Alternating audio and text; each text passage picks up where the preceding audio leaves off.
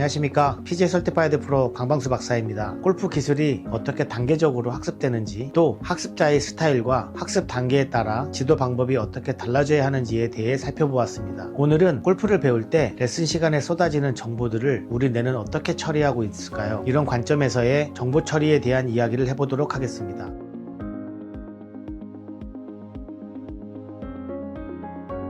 레슨 현장에서 자주 있는 질문부터 출발해 보겠습니다. 왜 골프 지도자들은 새로운 기술을 설명할 때 이것저것 다 알려주지 않고 딱 몇 가지 핵심만 짚어서 말할까요? 왜 시범을 한 번만 보여주지 않고 두세 번씩 반복해서 보여주면서 똑같은 말을 계속 덧붙여 설명할까요? 그리고 왜 학습자에게 연습을 시작하기 전에 지금 제가 말한 세 가지 포인트를 한번 본인이 직접 말하게 해보세요, 이렇게 시키는 경우가 많을까요? 이 모든 질문의 답은 결국 한 가지로 모아집니다. 학습자가 정보를 처리하는 방식 때문입니다. 골프 지도자가 학습자의 정보 처리 과정을 이해하고 있느냐, 이 이해가 있느냐 없느냐에 따라 무엇을 말할지, 얼마나 말할지, 언제 말할지, 어떤 방식으로 말할지, 이 네 가지에 의해 완전히 달라지게 됩니다. 정보 처리를 고려하지 않고 레슨을 진행하게 되면 현장에서 다음과 같은 일이 자주 벌어지게 됩니다. 새로운 기술을 가르치면서 골프 지도자가 한 번에 이렇게 말하는 경우가 있습니다. 예를 들어 어드레스에서 정렬을 맞추고요, 백스윙 때 오른쪽 어깨 너무 안 넘어지게 하시고요, 탑에서 왼쪽 어깨 거 너무 꺾지 마시고요, 다운스윙 할 때는 하체 먼저 쓰고 손목은 너무 일찍 풀지 마시고 임팩트 때 시점 고정하시고 피니시까지 균형 잡고 서 계세요, 이런 식으로 설명하는 경우가 있습니다. 설명은 아주 풍부하고 좋습니다. 내용도 틀린 게 없습니다. 그런데 초보 학습자의 머릿속에는 이렇게만 남게 됩니다. 뭐부터 해야지? 결과는 하나입니다. 학습자는 스스로를 탓하게 되는 경우가 발생합니다. 나는 왜 이렇게 못 따라하지? 하지만 사실은 못 따라하는 것이 아니라 못 따라할 수밖에 없는 환경을 골프 지도자가 만들어 놓은 것입니다. 뇌의 정보 처리 용량, 특히 작업 기억이라고 부르는 한 번에 처리할 수 있는 정보의 양을 완전히 초과해서 밀어 넣었기 때문입니다. 그래서 현명한 지도자는 내용을 많이 줄이게 됩니다. 오늘은 세 가지만 잡겠습니다. 등에 예시를 드는데요. 예를 들어 셋업에서의 볼 위치, 백스윙에서의 클럽 헤드 높이, 임팩트 순간의 체중 위치, 이렇게 세 가지 안에서만 단서와 시범 그리고 피드백을 주고 받는 이유가 바로 학습자의 정보 처리 구조를 고려하기 때문입니다. 정보 처리를 이해하면 골프 지도자가 레슨 설계를 할 때 네 가지 질문을 항상 떠올리게 됩니다. 첫 번째는 어떤 정보를 줄 것인지, 두 번째는 그 정보를 어떻게 제시할 것인지, 말로 표현할 것인지, 시범으로 보여줄 것인지, 그림으로 표현해 줄 것인지, 몸으로 체험하게 할 것인지, 세 번째는 얼마나 많이 줄 것인가에 대한 것입니다. 한 번에 몇 개까지 받아들일 수 있는가에 따라 달라지겠죠.